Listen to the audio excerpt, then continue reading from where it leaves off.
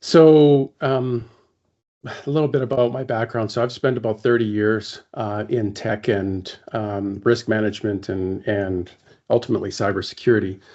I started off at an enterprise level, working with Canada's third largest telecom, then uh, progressed through my career as an enterprise security architect, helping lots of different firms in the oil and gas space, in the finance space, in the entertainment space, and right now right now I'm working with one of the world's largest media companies, and I've discovered that throughout my career.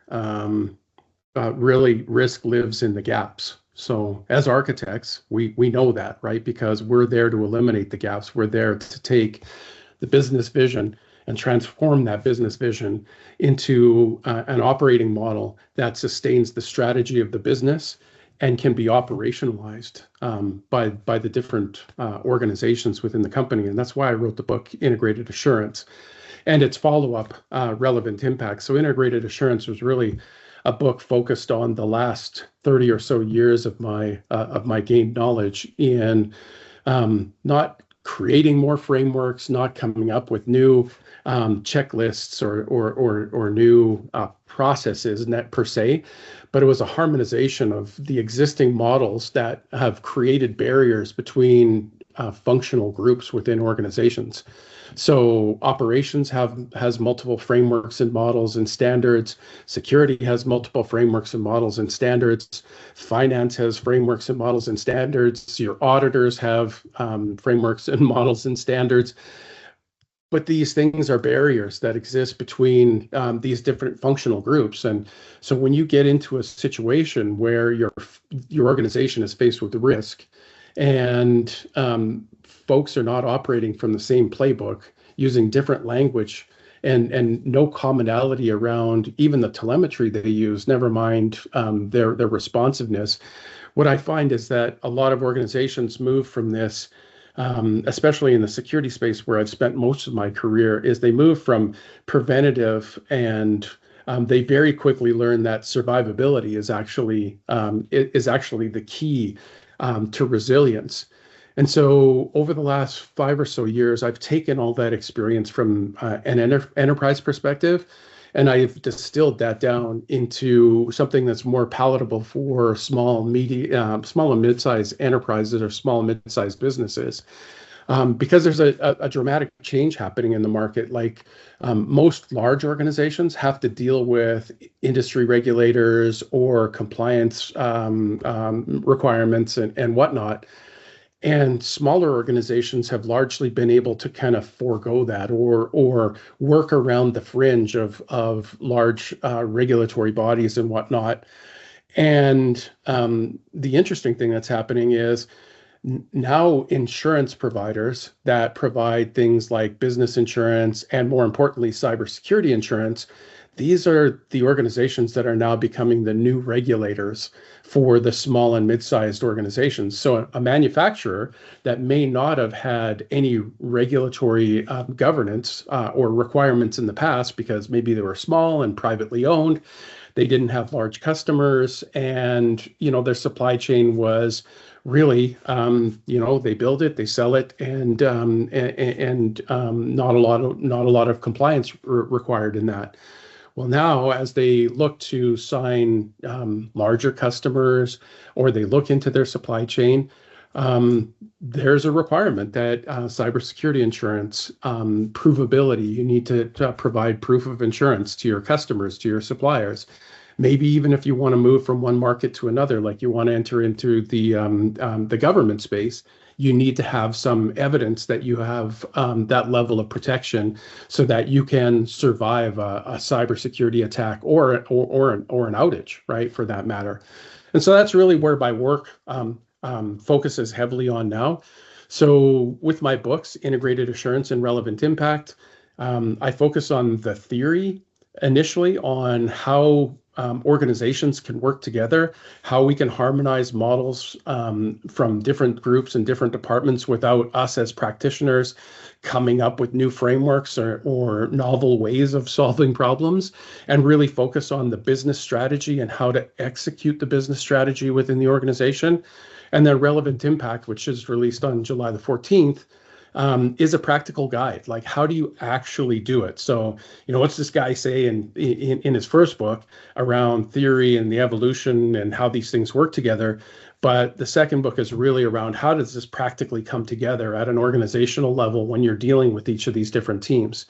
And then finally, I produced a book called Can We Insure This? It's a short guide for finance people to help them understand with a level of common language between what the cybersecurity team and the operations and IT teams are saying to what their insurer is actually asking for, so that they have some way of interpreting why they're filling out the questionnaire, why the insurer is coming back and saying your attack surface has these vulnerabilities, and these are going to prevent you from getting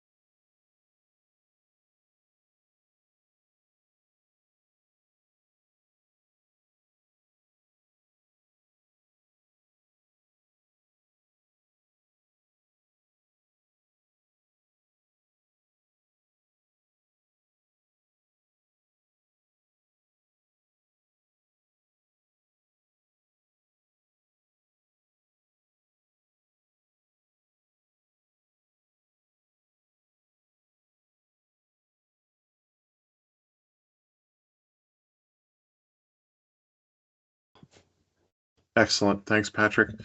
Our next person I'd like to introduce is Walt Powell. Walt has, he's written two really great books on security, CISO 3.0, and one that I'm actually going through now on being quantum ready. I think they're both great targets. Walt, are you online with us here somewhere? I am. Excellent. Let me turn it over to you. Walt, you have an amazing background as a CISO.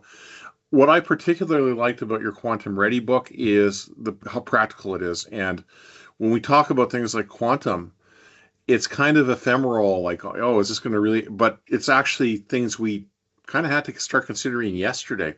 But as we talk about trust, Walt, I'll turn it over to you without further ado.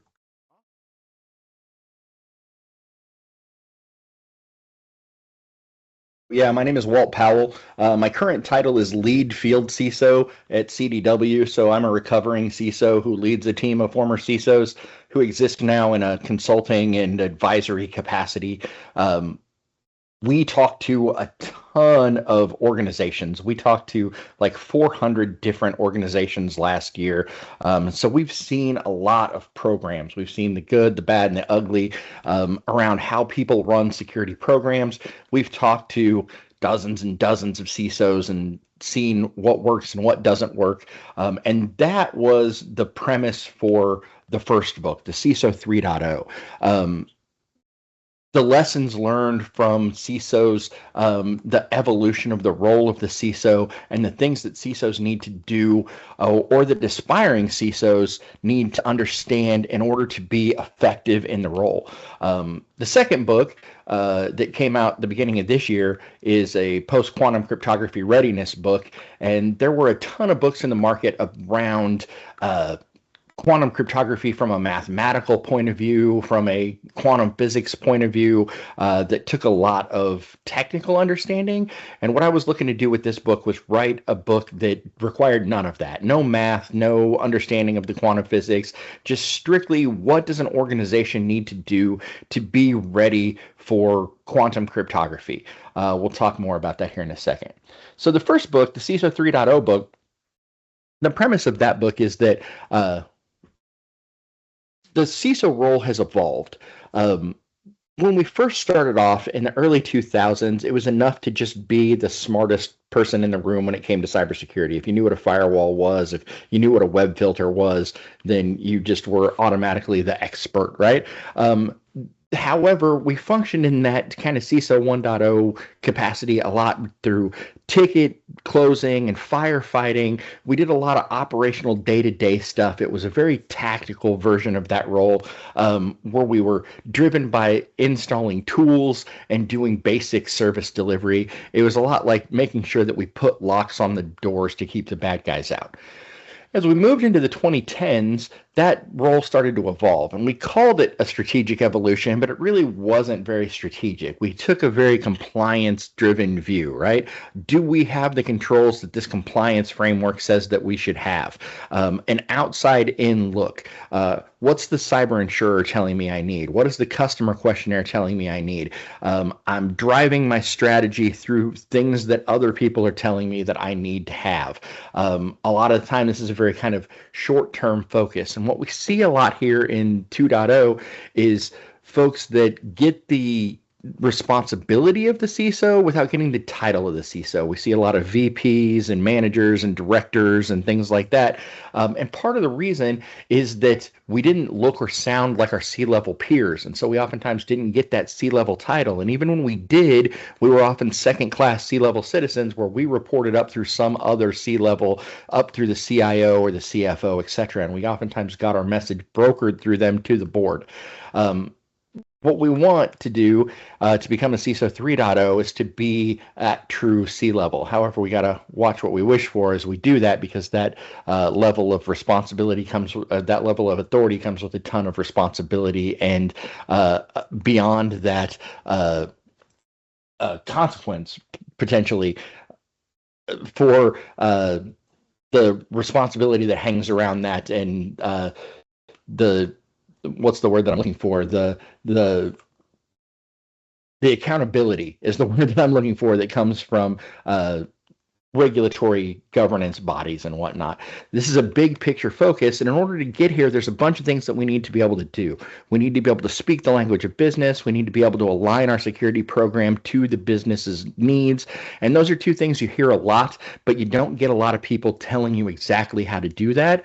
And so the premise of the book is to tell you exactly how do you do that. How do you do board level communication? How do you align to the business? How do you understand the language of business? How do you understand the role of the CISO and how it's evolved? And what I find is not only was this a progression that happened over time, but people still operate in these models. And as I talk to CISOs, although I see a lot of CISOs who are still operating as 1.0 CISOs or somewhere in between, like a 1.5. And not only can you look at yourself and say, hey, what type of CISO am I? Am I a 1? Am I a 2? Am I on my way to a 3? You can look at your organization the same way and say, how does my organization function, right? Is my organization functioning in a 1.0 firefighting way, or is my organization functioning in a 3.0 way? So if 1.0 was putting the locks on the doors, 2.0 was making sure that we passed the audits to prove that the locks were on the door. But what we want to get to in 3.0 is helping design the building to ensure that resilience and security are built into the business from the ground up. The second book, the Quantum Ready book, is focused around a framework that I call the Q-Ready framework, that is designed to help folks prepare for quantum computing. So quantum computing is coming, and when it comes, it has the potential to break all cryptography. Asymmetric cryptography completely breaks. Symmetric cryptography becomes degraded. Everything that depends on that. So all TLS communication across the internet, but also all trust across the internet. We use it for authentication. We use it for authorization. We use it for integrity. We use it for confidentiality. We use it for all kinds of stuff. And everywhere that we have that cryptographic trust potentially breaks on Q-Day, which is the day that a quantum computer strong enough to break this cryptography exists. We don't know exactly when Q-Day is, but we're guessing, originally we were guessing it was somewhere in the neighborhood of 2035, but there have been some recent developments that have drugged that forward to the end of this decade. So we're probably looking closer to 2030 for a Q-Day. So we only have 4 or 5 years before this potentially happens, and we have 4 or 5 years worth of work realistically in order to get all of these cryptographic assets migrated to post-quantum readiness. So how do you do that? Well, the very first thing we have to do is understand what we have, inventory all those quantum assets and find them, and then assess what's vulnerable and prioritize our remediations. We need to plan, we need budget, we need buy-in, we need stakeholders aligned, we need a steering committee, we need to understand who's going to run this thing and have a PQCs are, and we need to have metrics established. Then we have to do all of the implementation and replace all of the algorithms with the quantum ready algorithms across all of our servers and TLS communications, and upgrade our certificates and upgrade our keys and all kinds of stuff. There's a ton of things to do across our TLS, across our VPNs, across code signing, all of the places that we use encryption. Then it's an ongoing battle, kind of. It's not a one and done swap. It's an ongoing thing where we have to validate and test it. We have to bake it into our incident response going forward. We have to train folks. We have to make sure that we've established cryptographic agility, because this is not the last time we're going to replace these algorithms. We're going to have to replace them again, more than likely, and we need to be ready to do that. We need to be able to renew our certificates in automated fashion, and so this is an ongoing thing. So the second book is built around this framework and how you do those things and what the step-by-step guidance is toward cryptographic readiness. So that's my story. That's who I am. That's what my books look like. I will pass it on to our next speaker. Well, before you go, Walt, yeah. Where can I buy these books? Are they all on Amazon? They are all on Amazon. You can also, on that first slide, I had a couple QR codes if you're brave enough to scan a QR code. The first one is to my LinkedIn. The second one is to my website, theciso30.com. You can find links to where you can buy the books there. You can find links to all the information and all the resources that come with those books, information about speaking dates and things like that. But yeah, they're on Amazon, or you can grab them directly from the publisher at Taylor Francis.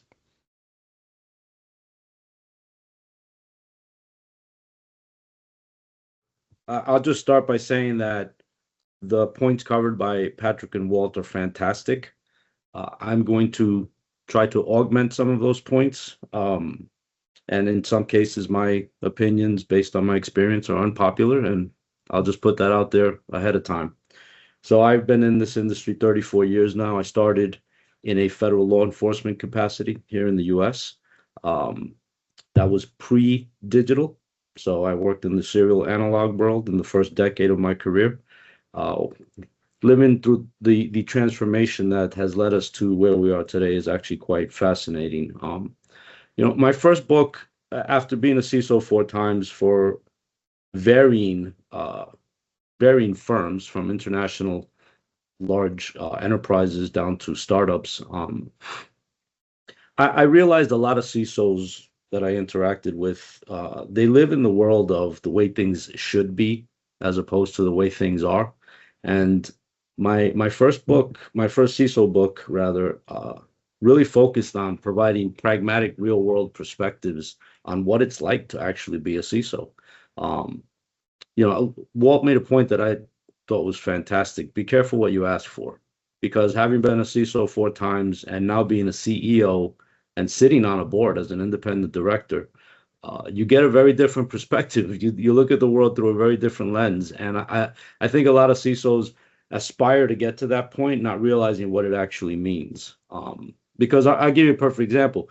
Most CISOs, they don't worry about where the next set of revenue is going to come from to a company. Well, when you get to a board or a CEO spot, you worry about things like that. And so it's a perspective thing. And I think, the book aimed at trying to provide that type of real world value to folks. That book and my experience now at Constella spawned off the next book that's coming out soon, which is based on the adversarial mindset.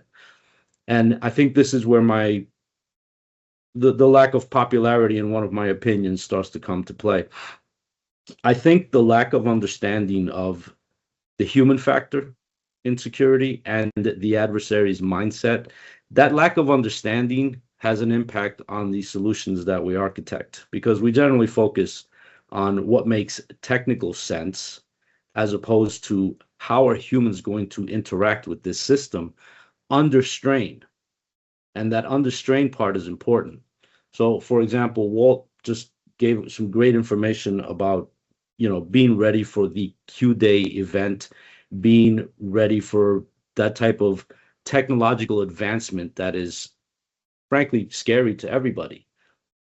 But even if we get ready, what happens if a nefarious actor psychologically manipulates a user on the inside that has the capability to properly decrypt data and just dump it and give it out to that person?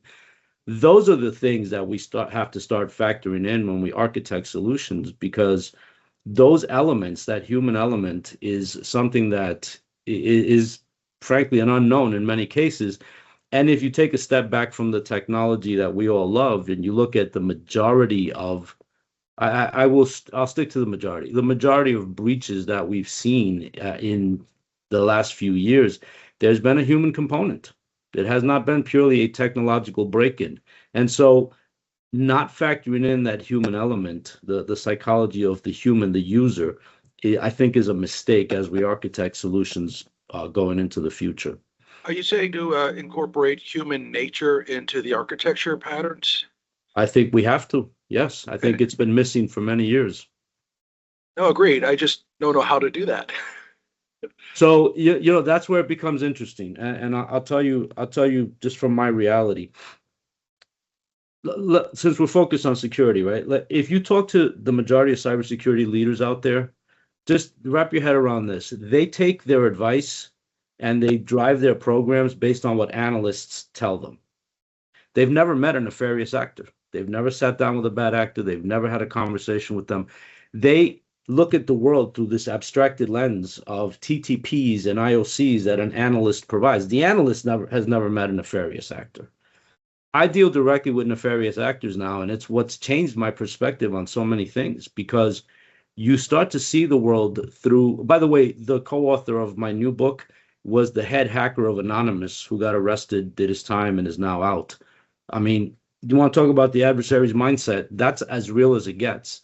And I think that's one of the things that leaders, security leaders, and in some cases architects, are missing. They don't factor in that psychological aspect when they deal Agreed. with. But can you tell me the difference between a freedom fighter and a terrorist? I can't, because I'd have to actually meet the two and see what differentiates them, and that I can't tell you because I haven't met them. Okay, thank you. I appreciate your perspective. Thanks. Excellent. Thanks, Andres. And final question, where can we get your books and upcoming books from? They're on Amazon. I don't, nothing fancy. They're on Amazon. My next one comes out in October. Excellent. So our questions have three themes: AI as a force multiplier in cyber risk, trust defining the new security boundary, and architecture and governance as resilience mechanisms. As we go into the questions, I also want to encourage anybody to this is an open discussion, and these questions are more like guidelines, and I think we would encourage anybody to just join in. Tom, if you have any, just come on board, and that was great to actually see some dialogue like that. So the first question I'm going to go is from theme 1. Is AI creating fundamentally new forms of cyber risk, or is it primarily making existing attacks faster, cheaper, and more scalable? Andres, maybe we'll get you to start off on that one. I think understanding the difference in terms of what you're looking at in any given scenario is essential. And I realize that is not a packaged answer, if you will, but I think it's one of the missing components when we analyze ecosystems, let's call them. When we analyze ecosystems and we're trying to see, what's the difference between a breach or an outage, right? Did the breach cause the outage? Was the outage part of a breach? All of those elements come into play when I sit down and look at one of these scenarios, and I think that I think it's important to be able to step back and actually look at these situations from that perspective. Now, if you take a step back and think in terms of our need to be proactive, we all have preached proactivity and security for years. I don't think that moving away from that makes sense. Prevention, proactivity still matters, but that can't be our primary mental model as we move forward. We're facing adversaries that are different now, and if you factor in things like AI, the way AI facilitates the attacker's capabilities and the way it enhances scale, I think we're in a different world these days, and our perspectives have to change accordingly. Walt, what do you think? Yeah, whenever I talk about security and AI, I always put it in three buckets. I call it security for AI, security with AI, and security from AI. And so when we think about that security for AI lens, there are absolutely new risks that are popping up, right? Things that didn't exist before that are risks to AI, right? Things like prompt injection or confused deputy attacks or things like that. So yeah, there absolutely is a whole new set of risks that are popping up around the AIs themselves. But when we think about it from that lens of how are the adversaries using AI and that security from AI lens, when we think about things like Mythos and the like, it really is the same old stuff but sped up. Absolutely, they're leveraging AI for every part of the kill chain, and we've seen that. We've seen like every part of this kill chain become automated and intelligent, but it's just machine speed versions of the things we were doing before. It's machine speed vulnerability fuzzing, it's machine speed phishing, it's machine speed. And so we have to respond at machine speed, right? We have to figure out how to do things like continuous threat and exposure management so we can prioritize our vulnerabilities and patch vulnerabilities at machine speed, which someone was talking about earlier when they were talking about like Mythos and frontier models. So it's a little bit of both. Yes, there are net new risks, but for the most part, when we think about how the adversaries are using it, it's the same old risks faster. Okay, Patrick, do you have anything to add? And one thing that I'm hearing in this discussion is that um, even though the risks may be kind of a similar nature from something, it sounds like they're going to have more impact. Like there's more, risk impact and financial impact. Patrick, what are your thoughts on that? Well, so I think both answers were great. Tons of respect for both Walt and Dre, longtime friends, and certainly bring a lot to the table here. I'm going to shift it to maybe a kind of a mid-sized market perspective, right? Because I think a lot of us, especially as architects, we always think about these big monolithic organizations, and the reality is you are an attack. You're a victim. You're always a victim because you have something to steal.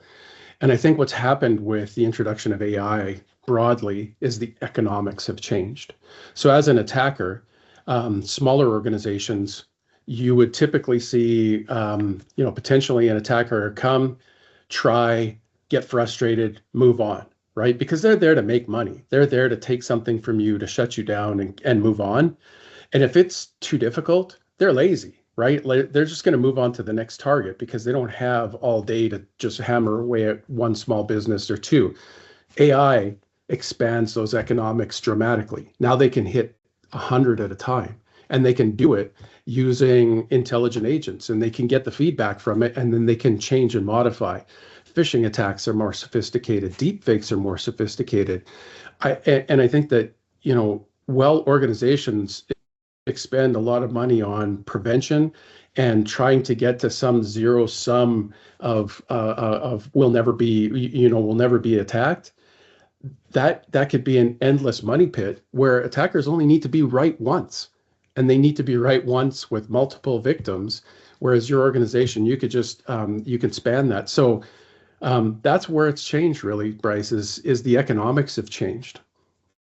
Interesting. So that goes on to our second question. We have tools now that can help us find vulnerabilities and deal with them, like tools like Mythos that help with vulnerability discovery. And there's two parts that I'm sort of seeing that came out of our discussion so far. Is how do we respond with these tools to attackers that are coming up with quicker things? So I guess that's part of it. Another part that we may need to address is what do we do when we find vulnerabilities that we can't close? And I see that being a big thing because it almost sounds like we have to live with being breached as part of our everyday reality. And how do we respond quickly as we go forward? And in general, how do organizations become cyber resilient? Walt, I will get you to start that one off if you're good with that. Sure. So you're right on. There's a protection and a detection part of this, right? There's a little bit of hype around Mythos and the frontier models and how great they are at doing exploits right this minute. The discovery is definitely there. The exploitation is still coming a little bit. So we have a window. We have like a 9 to 12 month window before it's as bad as the media has made it sound.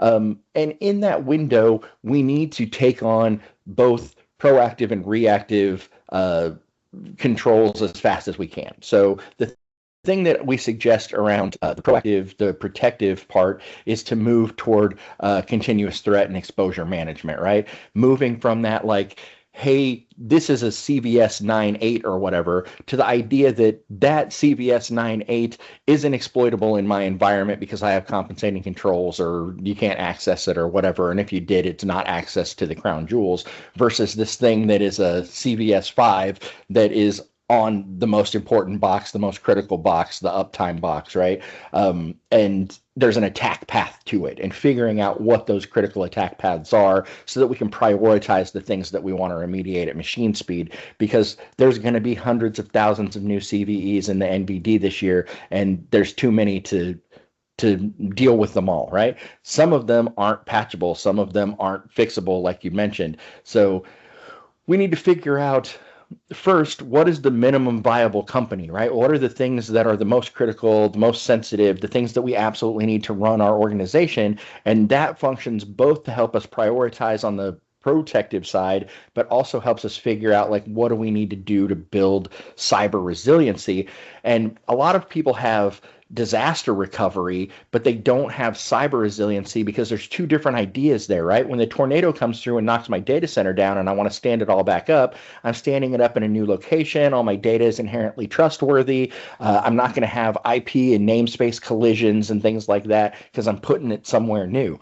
When the bad thing happens, all of my data is inherently untrustworthy. All of my access is inherently untrustworthy. I potentially have to rebuild Active Directory. I have to put it all back in the same production environment it was before, and people aren't ready for that. And so that move from a disaster recovery mindset to a cyber recovery mindset is one of the things that folks have to think about as they figure out how to build cyber resilience. And we have 9 to 12 months to kind of figure out a little bit of both. Interesting. Andres, do you have anything you want to add to that?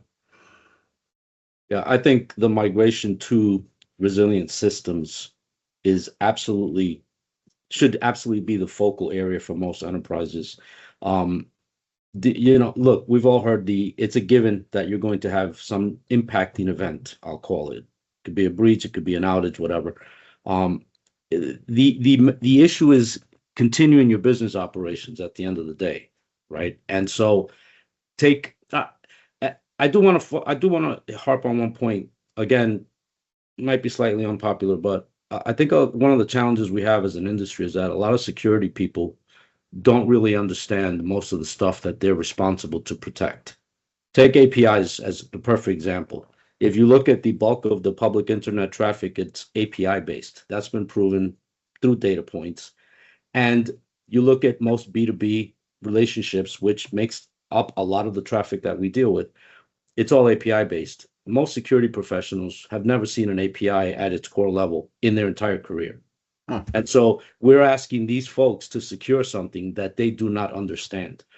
Perfect example is most ecosystems provide log data into a SIM or some type of central mechanism. They never provide logs for APIs because they don't even factor them into their equation. They do it for web apps, they do it for mobile apps, they do it for the entities that they understand. And that lack of knowledge is, to me, one of the critical components here, especially when you're helping an architecture team develop something that is resilient. So typically we focus on making something functional and perform well. That's the typical MO for most organizations. It works quickly. Everybody's happy. We're not, because we know it's not resilient. So now introduce the complexity of making that resilient. So for example, I live in an API world now. All of my customers interact with my business at an API level. If I didn't have my APIs geographically dispersed, an outage would kill the business. Now, that also means that your data, the data that it's looking at the back end, has to also be resilient, because if you're in a single point of failure on the back end, doesn't matter if you geographically disperse your APIs. So that mindset of saying we need to stay up in business no matter what happens, AWS East or whatever, that's the mindset that I think we need to start adopting as we move forward. Because look, we can be as proactive as we want, but at the end of the day, something will happen, and we need to continue business operations. That's it in a nutshell, in my opinion. Andreas is 100% right. And AI exacerbates all of that. So what he was talking about, understanding the underpinning data, and what he was talking about, like APIs, not only APIs, but what we're seeing now is MCP. And MCP is like the next iteration that's going to exacerbate that even more. Like he couldn't be more accurate, and AI is going to explode all of those problems. Well, excellent points. Patrick, is there anything you wanted to add to that at all? Yeah, I mean, I distill this whole thing down to survivability, right? So as an architect, every conversation that I enter with clients and with organizations is, can you survive, let's call it 7 days with your systems offline? Can you still conduct business? At what point do you get into a cash flow crunch? And I think a lot of organizations don't realize just how razor thin it is between losing access and running out of money, right? Like you run out of money way faster than you think you will during an event, whether it's an operational outage or whether it's a cyber attack outage. You're now in a crunch to try and survive as a business. And the smaller you are, the smaller that window is. The larger you are, I mean, you could sustain it a lot further, but then what do you look like on the other side of that survivability event, right? How did you lose trust? Do you still have your partnerships? What does the market view you as? All of these things. So I always start the conversation around survivability and then work backwards from that with strategy and architecture and how you would go about protection, detection, and recovery. I want to shift the thinking a bit. We're talking in a very general sense right now, and I want to move into some of the theme 2 questions. Patrick, as we do this, what happens with AI agents? So like I can see like ecosystems with AI agents, and there's the good players that are like, yay, are great. They're supposed to be there. But then ultimately there's going to be people we don't want in those ecosystems. How do we differentiate them? What does this mean when we start to go to these agentic ecosystems, and how do we, what do we have to do there? Well,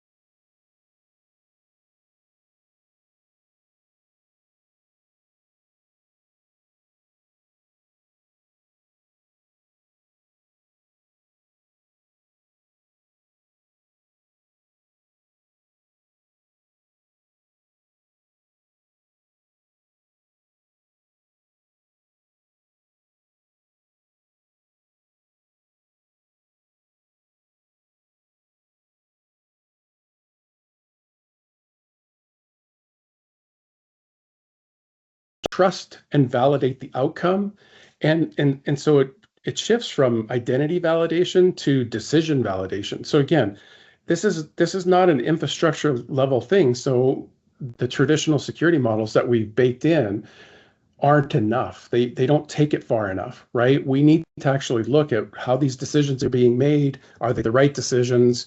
And because and I've done lots of research on agentic AI and how it moves through the MITRE kill chain and through all of those levels. And I think really the one thing that's missing at this moment in time is exfiltration, right? AI does not have a motive at the moment for exfiltration. Otherwise, all bets are off, right? That would be it. How are you building in decision making for agentic AI within that framework? Because how do you account for an AI agent that's making a decision and acting on it, based on criteria that have been derived from pattern analysis. How do you predict that? So there's two approaches to, or there's two fundamental capabilities within AI, right? There's deterministic logic, and then there's probabilistic logic.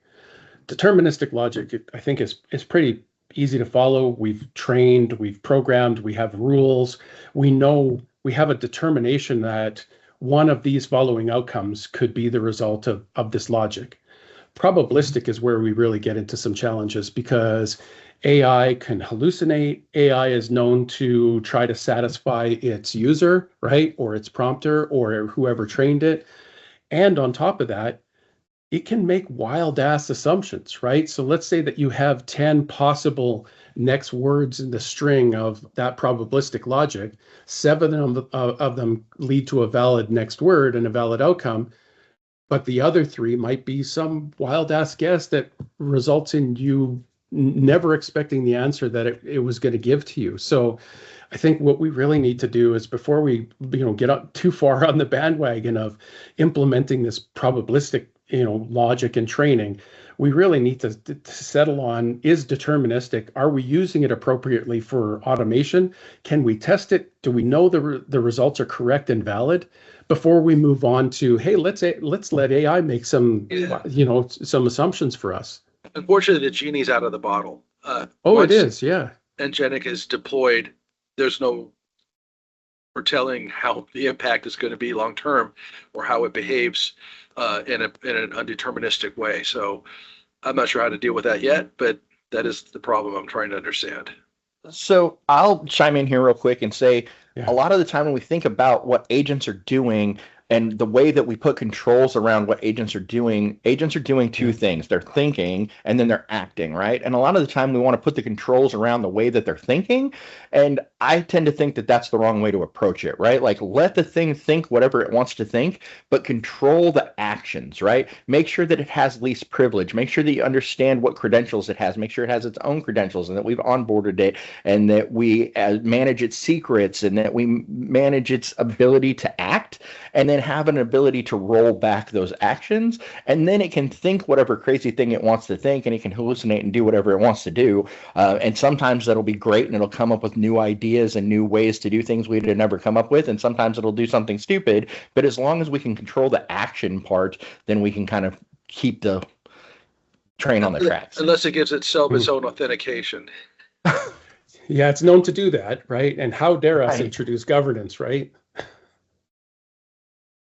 Right. But that's the problem with all these agents in general, right? Is these organizations are basically onboarding dozens or hundreds, or for some organizations, thousands of new employees, right? Is really what you're doing. And then who's going to manage those employees and how are we going to manage them? And if you take that look at it and make sure that we onboard them the same way, make sure that they have their own identities, make sure that we understand their authentication and authorization and the things they're allowed to do the same way we would do with an employee, as opposed to just letting them give themselves. How do I fire an agent? You offboard it the same way that you offboard a human being, right? If you have non-human identity platforms, we can tie that agent to a human being, and we can say, okay, here is your identity, here is your secrets, here's your access, and then we'll just offboard that thing the same way we'd offboard a human. If it lets you. Got it. Andres, is there anything you wanted to add to that? No, that was a fantastic answer. The one thing I would stress, and architecturally, you all need to factor stuff like this in, is the equivalent of a risk register or an inventory of what all agents you have and what capabilities they have. Because Walt is right. If you have a proper rollback process for every automated decision, you have a chance of survivability. But if you don't have a proper inventory of a massive number of agents, especially in a distributed environment, then that becomes quite challenging. In theory, it sounds great, but it's from a practical perspective, it's challenging. So that register mentality, that inventory, notion, that has to be part of any ecosystem that supports agentic models. Great answers. the only thing that's really hard about what he said and what I said about onboarding agents is the idea of ephemeral agents, right? So like if I'm running my OpenClaw primary agent can spin up sub agents at its desire, and keeping those inventoried and onboarded with identities is going to be the hard thing going forward. Well, there's two things I'd like to explore from this going forward. The first one, Andres, I'm going to kind of look to you for. It's this idea of trust. And as we start to look at behavior, I think there's two elements to this. Like, and you sort of raised this point already a little bit. One is, what do we need to do to keep our systems trusted? And on the flip side, what behaviors do we need to look for adversaries that are going to look at that as an attack surface? Yeah, I think that if I can add another angle, Bryce, I think the trust of our systems by our employees, taking the corporate perspective here, is one of the other factors that we need to bring into the equation, because, if, for instance, a breach is a one-time event, typically, right? An organization gets breached, everybody flips out, they go into IR mode, and business continues at some point. But employees know that it was some nefarious actor that took some bad action. But when you start getting into these hallucinations and bad decisions and, data being made up and all that kind of stuff, employees start losing trust within their own systems that the enterprise has provided. I think that is a critical point that we all need to factor in, because larger enterprises are relying on these AI-based systems now, on a grander scale. From a trust perspective, especially in terms of, let's look at the authentication model for one quick second. If any of you are familiar with info stealers, for instance, I now live in the world of info stealers. If you see what comes out of a typical info stealer infection, it is disturbing. So if, Bryce, your machine ends up with an info stealer and I get that leak, and I get it instantly because we scrape 9,000 plus Telegram channels in automated fashion. So we get it literally as it happens. I can just walk into your environments as you, and there's nothing you can do to stop me. Forget MFA. MFA is bypassed by an active session object. We've proven this. We've shown it publicly. You walk right into the environment. If that environment has no way of saying, wait a minute, this is Bryce's session, but it's coming from this other location or these other 3 locations or whatever, all of a sudden trust within that authentication ecosystem goes down the drain very quickly. And so, again, architecting for those cases, I don't want to call them edge cases because they're really not, but architecting for those use cases starts to become critical if you want to maintain any type of trust in an ecosystem. Any thoughts on that, Patrick? Yeah, I mean,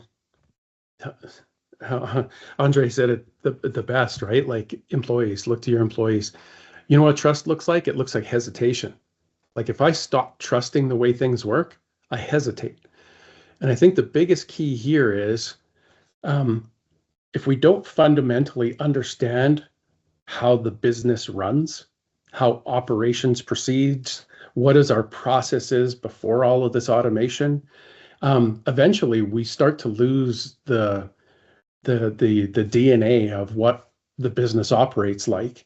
And eventually that outage is going to be so catastrophic because we've built in so much automation and we have so little survivability that it becomes hard to recover, because you forgot how to do manual logistics with your drivers, with your delivery drivers, because your logistics systems went down. So now you got to go to spreadsheets, whiteboards, and cell phones, right? And most organizations are just not built to pull back to recovery mode of how does the business actually operate when all these automations don't exist.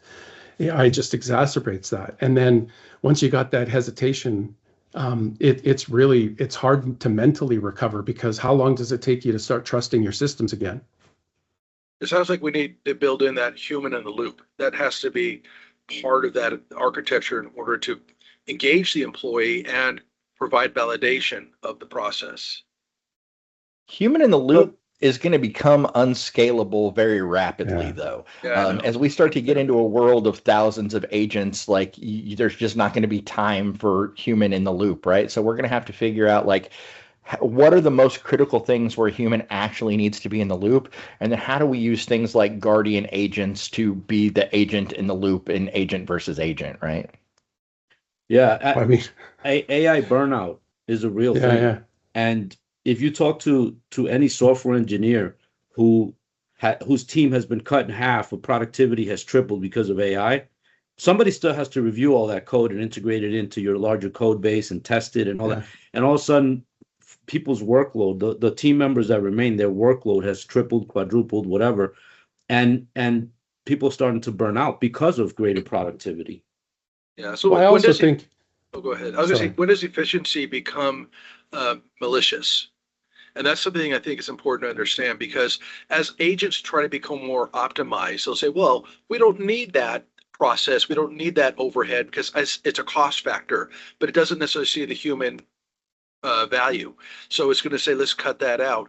That behavior becomes malicious, even though it's doing the right thing. So that goes back to my question about the terrorist and the freedom fighter, right? Right. Yeah, Well, and Do that. it's your point perspective, about right? efficiency too goes back to Patrick's point about resiliency, right? Like we oftentimes bake all these efficiencies into our business and think that we're doing the right thing, but every one of those efficiencies is a fragility, right? It's a Yeah. it's a it's a problem that you've created that keeps you from being resilient. Um, Roy Taylor put in a couple of questions that are really interesting to me that I don't think have an answer today, which are how do we control agent to agent communications and can we have an agent have a need to know? And I don't know that there's a way to even do that today. Um, I, that would be great. I know you can put guardrails around like don't leak information at all, but to give an agent a need to know, I don't know how you'd even do that. Well, there's tools for that. That's what Purview does. That's what, the overhead of managing the vulnerabilities is a market share, unfortunately, for providers. I could set up least privilege, but I don't know if I can set up like actual need to know for this agent and say this agent doesn't tell that agent this piece of information. Like, can you do that It's in Purview? role-based access. That's all. It's still the same. You just treat it like a person, right? So you're still applying rules to that interaction, just like you would do with a person. So it's RBAC, least privileged access, still controlled by systems. Paul, I saw you had your hand up. Do you still have a question? Yeah, yeah. So earlier on, you indicated something. One, I should check on time because we are actually over time. So I was wondering. Two, the question I have is, you indicated earlier that you got security quote architects who've never built an API. And we see this across the specialist board. The architect is expert, not the architect as a general skill set. Are we capable of are we, the enterprises you work with, are we in any way capable of handling this across the board? Do we have the competencies and the rigor and the control? I mean, to specify, to design, and to keep up with this, or is this like what are the biggest people challenges in actually achieving some of these golden objectives? Because does that make sense? It does. It does. Look, teams are shrinking, volume is rising. That right there should kind of paint a picture for everybody who thinks along these lines. And as the team shrinks, like I said a minute ago, the level of responsibility at a per individual level rises so dramatically that things like the point I brought up, lack of knowledge, lack of skill set, start to become null because they're overwhelmed with the day-to-day responsibilities. So that who's going to be able to go look at, for instance, if you're using an X API request header as the authentication mechanism for an API, who's going to go look at that and make sure that it's properly implemented? Nobody has time for that. So they assume that the developers did that, but developers generally don't think security, with security in mind. Let's just be honest. And so in that middle area, there's that black hole of a gap where all of these problems start to become very real. And by the way, if you look at most APTs, advanced persistent threats, if you look at most of them, they pretty much all have some type of API component as part of the larger attack vector because it's an easy way into an organization. And so I always find that to be a gray area that's very dangerous. Yeah, and let's not forget that as architects, we've been fundamentally struggling with a much broader challenge as professionals for decades, and that is most organization, most leadership, they just fundamentally misunderstand us. I mean, I'm hiring an enterprise architect, but I really want a solution architect, but I treat them like a technical architect. And like art, regardless of where you are in the architecture spectrum, your understanding of the business and their understanding of you seems to be constantly disconnected, right? And so, as enterprise architects, we're really expected to understand the strategy of the business and help to execute the strategy of the business in the most functional way, coordinating across all these teams. And as Dre said, the more we lose these intellectuals across our teams, the more difficult it gets. And I think there's just so much assumption built in there, right? Like, just look at what Starbucks in Australia did over the last, in May, where, there was supposed to be 4 levels of approval. None of those levels of approval happened, and they released a marketing campaign that nobody would have agreed to. And what happened to the brand, right? And now they're all over the news. So I think, there's just a fundamental misunderstanding generally, and it makes it even harder for us as architects to help the business move forward, right? Excellent. Ron, if you have a question, and then I'd like to go to the final board, the question for the panel. Rohith. Yeah. Just a point around what Anders said, and even what Patrick was mentioning. From an enterprise architect standpoint, the approval would be given for an API to be built out as an MCP tool. But then the teams that are building it out in regulated environments, be it banks, insurance companies, they're not looking at removing PII, PHI information, tokenizing it before those MCP tools are called. So the implementation goes forward. LLM is actually seeing all of that information. And even worse is that it's storing those metrics as operational metrics and evaluation metrics back into a database, all of which would be visible, and comes back, and then we'll have to worry about, okay, where did we go wrong? Because the approval included that, but the implementation didn't go through the way it was supposed to. And by the way, thank you for that example. But that's a great point, because in somebody's eyes, in that entire relationship, they're going to go, "Oh, that worked," because it is a functional part of a system. It worked. They don't care about the inner gore that you just described. That's our problem, right? Yeah. But somebody's going to look at that and go, "Wow, that was a success. That worked." And that, in large enterprises, I assure you, happens on a daily basis. They focus on functional systems that perform well, period, end of story. They don't care about any of these other things. And that's part of the challenges that we have. Final question for the panel. 1 minute responses. If you had to go to a board of directors, what is the most important thing that you would want to tell the board of directors? Just in general, or you got one thing to say to them, what would it be? I always say there's 3 things you say to them. How do I impact risk? How do I impact cost? How do I impact revenue? If I had to walk into a board and I had 3 slides, those would be my 3 slides. So in the context of AI, which is what we've been largely talking about here, AI will be adopted, mistakes will happen, and something very unexpected will occur, right? Our responsibility as a business, as a leadership, can we continue to operate when that does happen? Because that is the core basis of why we're in business, right?